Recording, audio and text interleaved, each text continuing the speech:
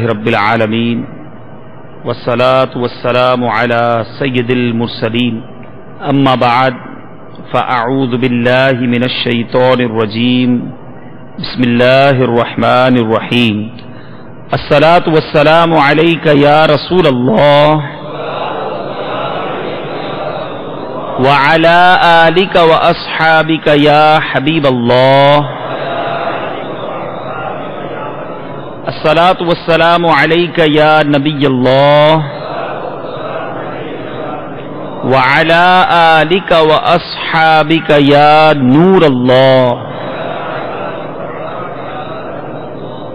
نویت سنت الاعتکاف۔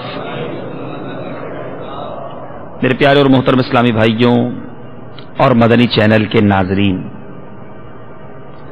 آج ماہ رجب المرجب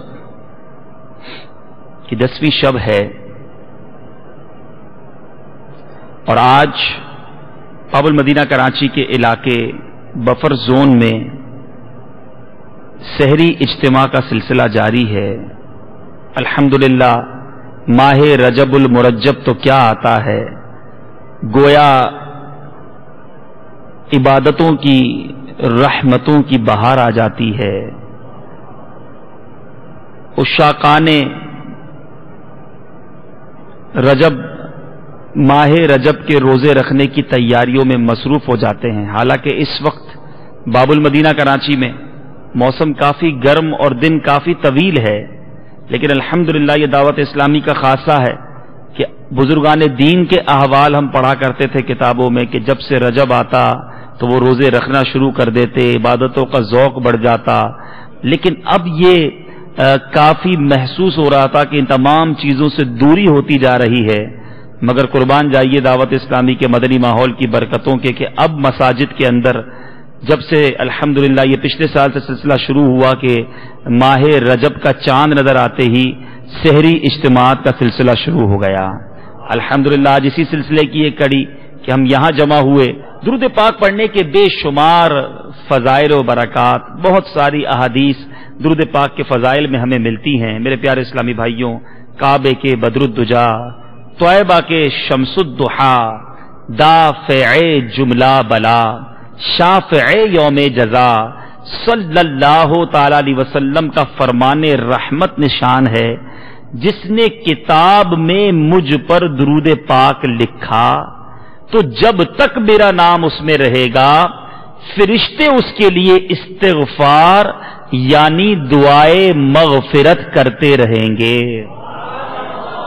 اسٹوڈنٹس مجھے سن رہے ہوں، وہ لوگ اگر سن رہے ہوں کہ جن کا کام ہے کچھ نہ کچھ لکھتے رہنا، تو کتنی اچھی بات ہے کہ تعظیم کی نیت سے محبت کے ساتھ مدینے والے مصطفیٰ صلی اللہ تعالی علیہ وسلم کی ذات والا تبار پر درود پاک لکھ لیا جائے۔ جب تک درود لکھا رہے گا تب تک فرشتے دعائے استغفار کرتے رہیں گے۔ محبت اور ذوق و شوق کے ساتھ با آواز بلند درود پاک پڑھ لیجئے، صلو علی الحبیب صلی اللہ تعالی علی محمد صلی اللہ علیہ وسلم۔ پیارے اور محترم اسلامی بھائیوں، ماہ رجب المرجب کی کیا برکتیں ہیں، ماہ رجب المرجب کی کیا اہمیت ہے، کچھ اس کے بارے میں بھی سنیں گے۔ لیکن اس سے پہلے میں آپ سب کی توجہ ایک بہت ہی شاندار اسلامی تاریخ کے یادگار واقعے کی طرف کرانا چاہتا ہوں۔ یہ اس زمانے کا واقعہ ہے جب بادشاہ اورنگزیب عالمگیر ایک سلطنت کا بادشاہ ہے، اس کا اپنا ایک کر و فر، اپنا ایک لائف سٹائل، اپنا ایک زندگی کا انداز ہوا کرتا ہے۔ اس نے نیت کی کہ ایک مزار پر میں نے حاضری دینی ہے۔ اب آپ کو پتا ہے کہ جہاں بادشاہ جاتا ہے وہاں وزراء، امراء اور جو بھی اس کی سمجھ لیں کہ فوج ظفر موج ہوتی ہے وہ ساری ساتھ جاتی ہے۔ بادشاہ نے جب ارادہ کیا تو ساری اس کی کیبنٹ جو ہے اس کے ساتھ چلنے لگی، سواریاں تیار کی گئیں، اس مزار کی طرف جانے کا رخ کیا گیا۔ جب شہر قریب آیا، جس مزار پر جانا تھا وہ شہر قریب آیا تو بادشاہ نے سواریوں کو رکوا دیا، سواری سے نیچے آ گئے اور اب پیدل چلنا شروع کیا۔ وزیر حیران ہے کہ ابھی تو وہ مزار میلوں دور ہے، اتنا راستہ تپتی دھوپ میں یہ بادشاہ کیسے پیدل چلے گا؟ اور نہ صرف بادشاہ کو چلنا، اب تو وزیروں کو بھی چلنا پڑے گا، بادشاہ کے ساتھ جو تھے۔ بہرحال کسی میں اتنی ہمت نہ تھی کہ بادشاہ سے کلام کیا جا سکے، اب سب لوگ پیدل چلنا شروع کر چکے۔ زائرین کا ایک ہجوم جمع ہو گیا، لوگ بادشاہ کا دیدار کرنے سڑکوں پر آ گئے کہ یہ ماجرا کیا ہے کہ زمانے کا بادشاہ پیدل چل کر کہیں حاضری دینے کو جا رہا ہے۔ بہرحال بادشاہ چلتا رہا، اورنگزیب اب قریب پہنچتا چلا جا رہا ہے اس مزار کے پاس۔ جب مزار کے قریب پہنچا تو وہاں اس نے کچھ شکستہ حال، کچھ فقیرانہ لباس میں لوگوں کو دیکھا اور ان کو دیکھا کہ وہ بھیک مانگ رہے ہیں۔ اورنگزیب نے ان سے پوچھا ماجرا کیا ہے، تم کیوں یہاں پر موجود ہو اور بھیک مانگ رہے ہو؟ ان غریب لوگوں نے کہا کہ ہم یہاں پر اس بزرگ کے مزار پر اپنی آنکھوں کی بینائی مانگنے آئے تھے، ہم نابینا ہیں، اپنی بینائی کی دعا کرنے یہاں موجود ہیں۔ اورنگزیب نے سوال کیا تمہیں کتنا عرصہ ہو چکا ہے؟ کسی نے کہا 5 سال، کسی نے کہا 3 سال۔ اورنگزیب نے کہا اب تک تمہیں بینائی نہیں ملی؟ جواب دیا نہیں۔ اس نے کہا دیکھو میں مزار پر حاضری دینے جا رہا ہوں، واپس آؤں گا، اس وقت تک اگر تمہیں بینائی نہ ملی تو سب کو قتل کر دیا جائے گا، میں سب کے لیے حکم جاری کر دوں گا کہ ان کا سر تن سے جدا کر دیا جائے۔ اب یہ جتنے نابینا ہیں حیران و پریشان ہیں، بادشاہ کا حکم آ چکا، اب انہیں پتا تھا کہ اب بینائی واپس نہ لوٹی، اب آنکھیں نہ آئیں تو جان چلی جائے گی۔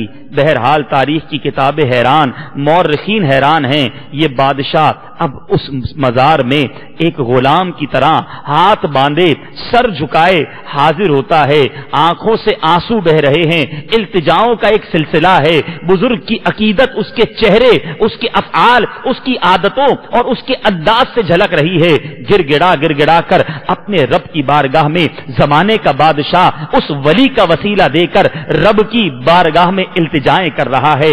اے میرے پیارے اور محترم اسلامی بھائیوں، بڑے ادب کے ساتھ، بڑی عزتوں کے ساتھ جب اس بادشاہ نے اس مزار پر حاضری دے دی، حاضری دینے کے بعد جب باہر آیا عجب شور برپا ہے، بادشاہ کی اقبال بلند ہو کے نعرے بلند ہو رہے ہیں۔ بادشاہ نے کہا ماجرا کیا ہے؟ انہوں نے کہا عرض یہ ہے آج سے 5 سال پہلے یہاں آئے تھے، مانگ کر تھک چکے تھے مگر آج تک بینائی نہ ملی، آپ کی آمد کی برکت سے ہم سب کو آنکھیں مل چکی ہیں۔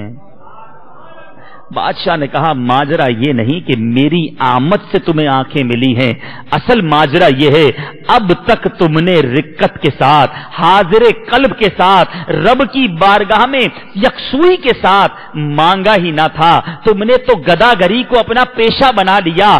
اب تمہیں معلوم تھا اگر آنکھیں نہ ملیں تو جان چلی جائے گی، اب تم نے چلا کر گر گڑا کر خوب رو کر اپنے رب کی بارگاہ میں التجا کی ہے تو کرم کے دروازے کھل گئے اور تمہیں بینائی مل گئی۔ اے میرے پیارے اور محترم اسلامی بھائیوں، اورنگزیب کی اگر تاریخ پڑھیں، جب کسی مارکے میں جانا ہوتا، جب کوئی اہم معاملہ پیش ہوتا، وہ اورنگزیب ایک غلام کی طرح اس بزرگ کے دربار میں حاضری دیتا، اور جب اس نے حاضری دی تب فتح نے اس کے قدم کو چوما۔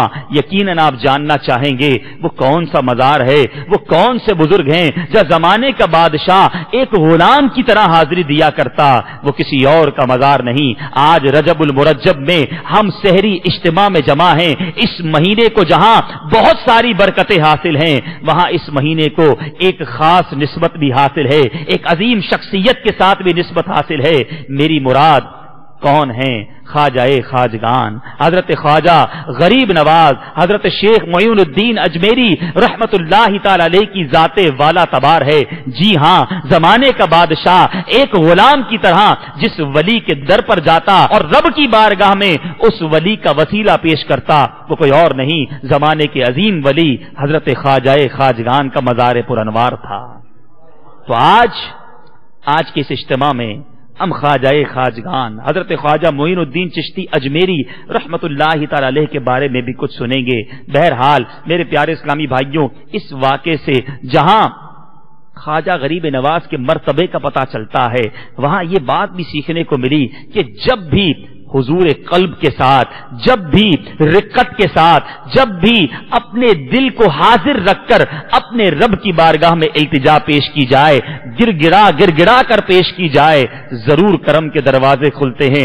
آج بھی لوگ یہ کہا کرتے ہیں جناب سالوں ہو گئے ہماری دعا قبول نہیں ہوتی، ہماری التجائیں قبول نہیں ہوتی۔ اے میرے پیارے اسلامی بھائیوں، کبھی اپنے دعا مانگنے کے انداز کو چیک کر لیجئے گا کہ دعا مانگتے وقت ہمارا انداز کیا ہوتا ہے، ہمارے دل کی کیفیت کیا ہوتی ہے۔ کیا ہمارا دل بارگاہ الہی میں جھکا ہوا، آنکھیں آنسو بہاتی ہوئی اور گر گڑانے کی کیفیت ہوتی ہے، یا ایسا ہوتا ہے کہ ہاتھ تو دعا کے لیے اٹھے ہوتے ہیں مگر ذہن و دماغ کہیں اور، دل کہیں اور ہوتا ہے؟ اس طرح دعا نہیں مانگی جاتی۔ بہرحال میرا موضوع آج دعا نہیں ہے۔ اگر ہم دعا کے آداب ہی نہ بجا لائیں اور پھر کہیں کہ جناب میری دعا قبول نہیں ہوتی، تو ایسی بات نہیں۔ اگر میرے پیارے اسلامی بھائیوں محبت، ذوق، شوق کے ساتھ دعا مانگی جائے، آج بھی کرم کے دروازے کھلتے ہیں، آج بھی دعائیں قبول ہوتی ہیں، آج بھی عطاؤں کے در کھلے ہوئے ہیں، بس مانگنے والا چاہیے۔ ایک حدیث پاک آپ کی دل جوئی کے لیے عرض کرتا چلوں۔ حدیث پاک کا مفہوم ہے بندے کی دعا 3 حال سے خالی نہیں جاتی۔ ہم سمجھتے ہیں دعا وہی قبول ہوتی ہے، میں نے دعا مانگی یا اللہ مجھے میرے رزق میں برکت دے دے، میرا پیسہ بڑھ گیا، میری دعا قبول ہو گئی۔ میں نے دعا کی یا اللہ مجھے بیٹا عطا فرما دے، مجھے بیٹا مل گیا، میں سمجھا میری دعا قبول ہو گئی۔ میرے آقا فرماتے دعا 3 حال سے خالی نہیں۔ پہلا حال کیا ہے؟ جو بندہ مانگتا ہے اسے وہ عطا کر دیا جاتا ہے۔ دوسری، اس دعا کی برکت سے اس سے آفت کو دور کر دیا جاتا ہے۔ اور تیسرا، اس دعا کی برکت سے اللہ تبارک و تعالی اس شخص کے لیے اجر و ثواب جمع کر رکھتا ہے۔ قیامت کے دن بندہ جب ان دعاؤں کا اجر دیکھے گا جو اس نے دنیا میں مانگی تھیں اور بظاہر قبول نہ ہوئی تھیں، تو وہ تمنا کرے گا کاش میری دنیا میں کوئی دعا بھی قبول نہ ہوتی، اتنا اجر میرے رب نے میرے لیے بچا کے رکھا، اتنی کرم نوازی قیامت کے دن مجھے عطا فرمائی۔ تو ہے میرے پیارے اسلامی بھائیوں، پتا چلا دعا مانگنا نقصان ہے ہی نہیں، فائدہ ہی فائدہ ہے۔ ہمیں دعا مانگتے چلے جانا چاہیے اور رب کی بارگاہ میں گر گڑاتے چلے جانا چاہیے۔ انشاءاللہ آج اس سحری اجتماع میں تہجد کے وقت مل کر بھی دعا کریں گے اور اللہ کی رحمت سے ضرور برکتیں حاصل کریں گے۔ بہرحال میرے پیارے اسلامی بھائیوں، خواجہ معین الدین چشتی اجمیری رحمت اللہ تعالی علیہ ایران کے شہر سیستان میں آپ وہاں پیدا ہوئے، اور آپ نے جب تھوڑا سا آپ کا زندگی کا ایک یوں سمجھ لیجئے کہ لڑکپن کا وقت آیا، ایک باغ تھا، وہ باغ آپ کی ملک تھا، اس باغ میں ایک بزرگ کا گزر ہوا۔ خواجہ غریب نواز اتنے بڑے مرتبے پر پہنچے کیسے؟ ایک بظاہر باغ کا رکھوالا، ایک بظاہر ویل اسٹیبلش شخص جس کے پاس مال و دولت بھی ہے، اپنا کاروبار ہے، وہ ولیوں کے اس قدر بڑے مرتبے پر کیسے پہنچا کہ آج کم و بیش 800 سال گزرنے کے باوجود ساری دنیا کے مسلمانوں کے دلوں پر خواجہ کی حکومت موجود ہے۔ ایک دنیا والوں کی حکومت ہوتی ہے، 4 سال 5 سال 10 سال لوگ یاد رکھتے ہیں پھر بھول جاتے ہیں، مگر اللہ والوں کی حکومت کیسی؟ 799واں عرس منایا جا رہا ہے خواجہ غریب نواز کا، 799 years before خواجہ غریب نواز اس دنیا سے تشریف لے گئے، اپنے مزار میں ہیں۔ میں اس وقت جس اجتماع میں بیان کر رہا ہوں، ان میں سے کئی ایسے ہوں گے جنہوں نے اجمیر دیکھا نہیں ہوگا، ان کے مزار پر حاضری نہیں دی ہوگی۔ ارے خواجہ غریب نواز کا دیدار تو ہم میں سے بظاہر کسی نے بھی نہیں کیا، مگر آج ہم سب کے دلوں پر خواجہ غریب نواز کی حکومت ہے۔ کیوں؟ اللہ والوں کا یہی حال ہوا کرتا ہے کہ وہ اپنے دل کو، اپنے آپ کو رب کی رضا پر قربان کر دیتے ہیں، رب لوگوں کے دلوں پر ان کی حکومت کو جاری فرما دیتا ہے۔ یہ شان ہوتی ہے اللہ والوں کی۔ بہرحال بڑا پیارا واقعہ ہے کہ یہ چینج کیسے آیا آپ کی لائف میں، آپ کس طرح اس طرف آ گئے۔ میرے پیارے اور محترم اسلامی بھائیوں، ماجرا یہ ہے، خواجہ غریب نواز اپنے باغ میں موجود ہیں اور ایک بہت نورانی چہرے والے بزرگ آپ کے باغ کے قریب سے گزرے، حضرت ابراہیم کندوزی رحمت اللہ تعالی علیہ۔ بڑی عمر نہیں ہے، ابھی نوجوانی کا دور ہے، مگر ماں باپ کی تربیت ایسی ہے کہ بزرگوں کا ادب کرنا ہے، محبت سے پیش آنا ہے۔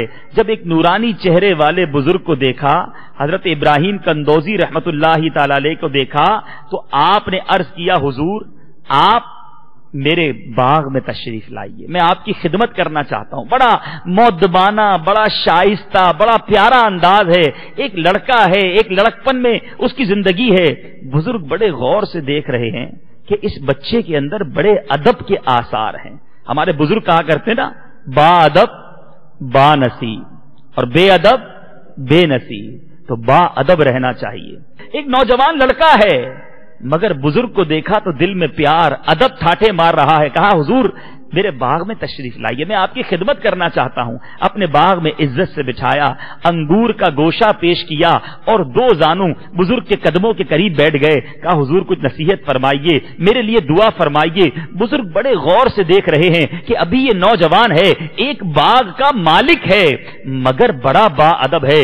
بزرگ نے جب یہ شفقت، یہ محبت، یہ پیارا انداز دیکھا، آپ نے کہا، اے بیٹے تو نے فقیر کی دعوت انگوروں سے کی ہے، اب فقیر کی دعوت بھی قبول فرما لے۔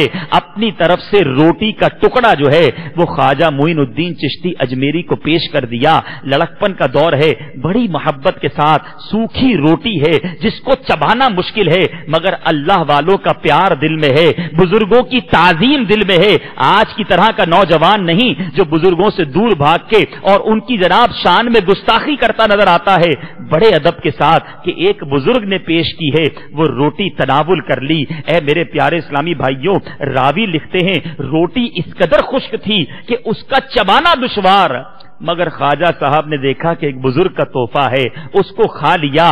میرے پیارے اسلامی بھائیوں، وہ روٹی کا جسم کے اندر جانا کیا تھا؟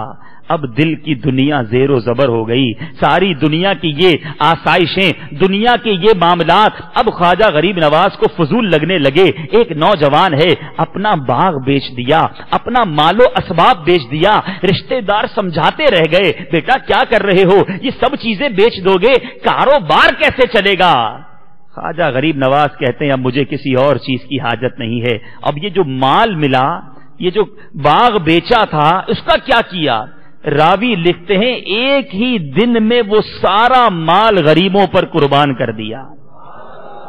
اللہ والوں کی شان دیکھیے، ایسی دل کی دنیا بدلی کہ سارا کا سارا مال غریبوں میں تقسیم کر دیا اللہ کی رضا کے لیے، اور اب خود نیشا پور کے لیے روانہ ہو گئے کہ اب کسی پیر کامل کے ہاتھ پر بیعت کرنا ہے، کسی بزرگ کا دامن تھامنا ہے۔ سفر جاری ہے، ایران سے سفر شروع ہوا، عراق کی طرف جا رہے ہیں، راستے میں نیشا پور ہے۔ حضرت عثمان ہرونی رحمت اللہ تعالی علیہ، جن کی جناب عبادت کے، جن کے مرتبے کا شہرہ سنا، آپ کے دربار میں حاضر ہو گئے۔ کئی مرید ہیں، کافی دن تک درس میں حاضری دیتے رہے۔ حضرت عثمان ہرونی نے کوئی خاص توجہ نہ دی، ایک دن عرض کر ہی بیٹھے، حضور مجھے بھی اپنے غلاموں میں شامل کر لیں، مجھے بھی اپنا شاگرد بنا لیں، میں بھی آپ کے در سے کچھ فیض حاصل کرنا چاہتا ہوں۔ یہاں بھی میرے پیارے اسلامی بھائیوں عاجزی ہے، انکساری ہے، محبت ہے، شفقت ہے۔ حضرت عثمان ہرونی نے جب ایسا حال دیکھا تو اپنی شاگردی میں قبول فرما لیا۔ اب حضرت عثمان ہرونی کا معاملہ بڑا جدا ہے، یہاں بھی ہمارے لیے بہت سیکھنے کی بات ہے. معاملہ کیا تھا کہ آپ نے لوگوں میں مشہور نہ ہو جائیں اس لیے اپنی کرامتوں کا دروازہ بند کر رکھا تھا. کوئی یوں سمجھ لیں ایکسٹرا آرڈنری چیز نہ بتاتے کسی کو, اپنی ذات سے ظاہر نہ ہونے دیتے. آہستہ آہستہ آپ کے شاگرد دور ہونے لگے کہ حضرت میں تو کوئی کرامت نہیں ہے, اتنے دن ہو گئے, کوئی ہم نے ہٹ کے کوئی چیز نہیں دیکھی, کوئی ایکسٹرا چیز نہیں دیکھی. آج ہمارے یہاں بھی بزرگوں کا امتحان لینے کا بڑا رواج ہو گیا ہے بھائی. اس کو پیر بنائیں گے جو کرامت دکھائے. اللہ کا ولی وہی ہے جو کچھ ہٹ کے کام کرتا ہو, کچھ ایکسٹرا اس کے اندر ہو. اے میرے پیارے اسلامی بھائیوں, یاد رکھیے بزرگوں کا امتحان نہیں لیا جاتا. ایسے لوگ بھی ملتے ہیں بھائی, جب تک میرے پیر صاحب میرے خواب میں نہیں آئیں گے میں ان کو اپنا کامل پیر نہیں مانوں گا. وہ فلاں پیر اگر سچا پیر ہے تو جو میرے دل میں ہے وہ میری خواہش پوری کر کے دکھائے. اچھا جناب, اب ہمارا کام یہ ہو گیا ہے کہ ہمارا حال ہم کو پتا ہے, ہم بزرگوں کا ٹیسٹ لیں گے. میں یہاں بڑی چھوٹی سی بات کہہ کے آگے چلتا ہوں. یاد رکھیے سیدنا ابو بکر صدیق رضی اللہ تعالیٰ عنہ نے مدینے والے آقا کا کوئی ٹیسٹ نہیں لیا تھا, بلکہ ان کو متزلزل کرنے کفار مکہ گھر گئے تھے. جب معراج کی شب, یہ مہینہ معراج کا مہینہ بھی ہے نا, معراج کی شب جب میرے آقا نے آ کر خبر دی کہ میں ساتوں آسمانوں کی سیر کر کے رات کے چھوٹے حصے میں آیا ہوں, تو کفار مکہ نے کہا کہ اب بڑا اچھا موقع ہے, صدیق اکبر رضی اللہ تعالیٰ عنہ کو اب پلٹا لیں گے. گھر گئے, جا کر کہا اے ابو بکر جانتے ہو جس نبی کا کلمہ پڑھتے ہو وہ یہ کہتا ہے کہ رات کے چھوٹے پہر میں آسمانوں کی جنت کی سیر کر کے آ گئے, کیا ایسا ممکن ہے؟ ابو بکر صدیق ٹیسٹ لینے والوں میں سے نہیں تھے. فرماتے میرے نبی نے کہا ہے تو سچ کہا ہے, اگر اس سے بھی بڑی خبریں دے دیں تو ابو بکر اس کی بھی تصدیق کر دے گا. علماء لکھتے ہیں یہ بات کہنے کے بعد آپ کا لقب صدیق پڑ گیا. تصدیق ایسی کی کہ دنیا حیران ہے. اے میرے پیارے اسلامی بھائیوں, عمر فاروق نے کبھی ٹیسٹ نہیں لیا, انہوں نے کلمہ پڑھ کر اسلام قبول کیا. مولا علی نے کلمہ پڑھا. ارے میرے پیارے اسلامی بھائیوں, صحابہ کرام جب جب دیدار مصطفیٰ کرتے گئے ایمان کی حالت کو اپناتے چلے گئے. ابو جہل نے ٹیسٹ لیا تھا, ابو لہب نے ٹیسٹ لیا تھا, کفار مکہ پہنچے تھے. حضرت اگر اللہ کے سچے نبی ہیں تو چاند کو دو ٹکڑے کر کے دکھا دیجئے. نبی پاک نے اشارہ فرمایا, چاند 2 ٹکڑے ہو گیا, مگر ٹیسٹ لینے والے ایمان نہ لائے.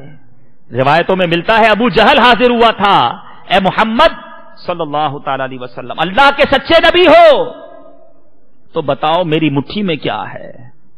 میرے آقا فرماتے اے ابو جہل میں بتاؤں تیری مٹھی میں کیا ہے, یا تیری مٹھی میں جو کنکریاں موجود ہیں وہ بتا دیں کہ میں کون ہوں. تاکہ سچے نبی ہو تو بتاؤ میری مٹھی میں کیا ہے. میرے آقا فرماتے اے ابو جہل میں بتاؤں تیری مٹھی میں کیا ہے, یا تیری مٹھی میں جو کنکریاں موجود ہیں وہ بتا دیں کہ میں کون ہوں. ٹیسٹ لیا پھر بھی ایمان نہ لائے. تو یاد رکھیے اپنا کام بزرگوں کا ٹیسٹ لینا نہیں, با ادب با نصیب, بے ادب بے نصیب. ارے جب یہ ٹیسٹ, یہ لاجکس, یہ حکمتیں تلاش کرنے والے بن جاؤ گے کہ جناب یہ اسلام کا حکم ہے اس کی لاجک بتائیے, یہ شریعت کا حکم ہے اس میں حکمت کیا ہے بتائیے, یہ فلاں بزرگ اتنے بڑے بزرگ ہیں ان کی کرامت بتائیے. میرے پیارے اسلامی بھائیوں, اگر آپ کو لاجک سمجھنے کی عادت پڑ گئی تو جب جب لاجک سمجھ نہیں آئے گی تب تب اسلامی حکم کا انکار کرنا ہو سکتا ہے ہو جائے. تو اسی منن والے ہیں, سوچن والے نہیں ہیں. تو جب بھی بزرگوں کی بات آ جائے, اولیاء کرام کی بات آ جائے, پیران عظام کی بات آ جائے, اب ان کا امتحان لینے کی سوچ دل میں نہیں آنی چاہیے. صلو علی الحبیب صلی اللہ تعالی علی محمد صلی اللہ علیہ وسلم. اب پیارے اسلامی بھائیو سوال یہ پیدا ہوتا ہے, پیدا ایران میں ہوئے سیستان میں, اور سفر عراق کا کیا, مزار اجمیر میں ہے, ہندوستان کہاں, عرب کہاں, عراق کہاں, ایران کہاں, یہ کیسے پہنچے؟ یہ ماجرا بھی بڑا عجیب ہے. حضرت عثمان ہرونی کے ساتھ, اپنے پیر کے ساتھ اب حرمین طیبین کا سفر اختیار کیا ہے, مکہ پاک پہنچے, طواف خانہ کعبہ ہو رہا ہے. کیسا منظر ہوگا, ایک ولی کامل، ایک مرید صادق رب کی بارگاہ میں موجود طواف خانہ کعبہ میں مصروف ہیں، اور اب طواف کے دوران غیب سے ندا آتی ہے، لوگ سنتے ہیں، کیا ندا آتی ہے؟ ہم نے اسے قبول کیا، بے شک یہ معین الدین ہے۔ اس کے بعد مدینہ طیبہ حاضری ہوئی، روضہ رسول کے سامنے حضرت معین الدین چشتی اجمیری کی آنکھوں سے آنسو بہ رہے ہیں۔ ایک عاشق کا حال مدینہ طیبہ میں کیا ہوتا ہے وہ ایک عاشق ہی جان سکتا ہے۔ ارے اس کی دل کی کیفیت اس کی قابو میں کب رہتی ہے؟ آنکھوں سے آنسو والہانہ نکلتے چلے جاتے ہیں، اور جب معین الدین چشتی اجمیری رحمت اللہ تعالی علیہ اور اپنے پیر کے ساتھ حاضر ہوں، کیفیت کا عالم کیا ہوگا؟ حضرت خواجہ عثمان ہرونی نے خواجہ معین الدین چشتی سے کہا، اے معین الدین، نبی پاک کے دربار میں سلام پیش کرو۔ خواجہ معین الدین چشتی لرزتی ہوئی کانپتی ہوئی آواز میں عرض کرتے ہیں، السلام علیکم یا سید المرسلین صلی اللہ تعالی علیہ وسلم۔ میرے پیارے اسلامی بھائیوں، اس وقت مواجہ شریف پر جتنے لوگ موجود تھے سب نے اپنے کانوں سے سنا، روضہ انور سے آواز آئی، وعلیکم السلام یا سلطان الہند۔ سلام کا جواب بھی دیا گیا اور ہند کا سلطان بھی کہا گیا، ہند کی طرف جانے کا گویا اشارہ مل گیا۔ خواجہ غریب نواز نے جب یہ آواز سنی، اللہ اکبر، دل کی کیفیت کیا ہوگی اس کا اندازہ ہم نہیں لگا سکتے، آنسوؤں کا کیا سیلاب بہا ہوگا اس کی ہم بات نہیں کر سکتے۔ خواجہ غریب نواز نے لرزتی ہوئی آواز میں یہ کہا، آقا تیرے در کا گدا ہوں اس لیے شہنشاہ کہلاتا ہوں۔ اعلیٰ حضرت کے وہ شیر اس بات کی ترجمانی کرتا ہے، میرے آقا کا در وہ ہے، اس گلی کا گدا ہوں میں جس میں مانگتے تاجدار پھرتے ہیں۔ آقا کے در پر جب کوئی چلا جائے، چاہے وہ گدا ہو بادشاہ ہو، ارے وہ شہنشاہوں کے شہنشاہ کا دربار ہے۔ میں یہی عرض کرتا ہوں کہ آقا کے در سے شہنشاہی بٹا کرتی ہے۔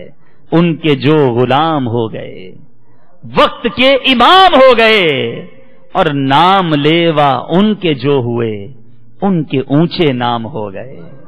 صلو علی الحبیب صلی اللہ تعالی علی محمد صلی اللہ علیہ وسلم۔